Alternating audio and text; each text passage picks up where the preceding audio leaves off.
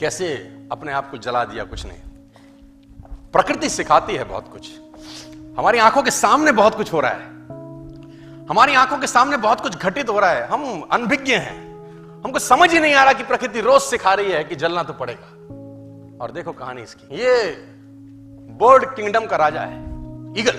प्रकृति रोज सिखाती है कि if you want to become eagle तो आपको जलना पड़ेगा। 70 साल औसतन उम्र होती है, 70 साल ईगल का उम्र होता है सर।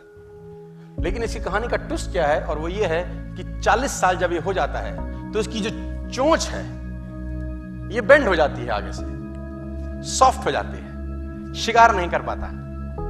When he reach 40 इसकी चोंच बेंड हो जाती है, सॉफ्ट हो जाती है, शिकार कर करके शिकार नहीं कर पाता। इसके जो पंख हैं जिससे उड़ता है वो इतने भारी हो जाते हैं कि वो छाती से चिपक जाते हैं, इतने भारी हो जाते हैं कि छाती से चिपक जाते हैं, इसको उड़ने में तकलीफ होती है।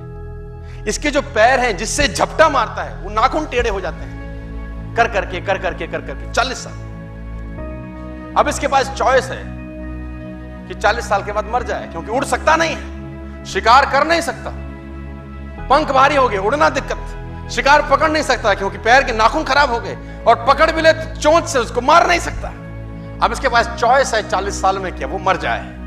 लेकिन मैं आपको बताना चाहूंगा, प्रकृति सिखाती है कि ईगल ऐसा नहीं करता। 40 साल की उम्र में ईगल अपने एरिया की सबसे ऊंची चोटी पर चला जाता है और जो चोंच है उसको सामने वाले पत्थर पे मारना चालू करता है।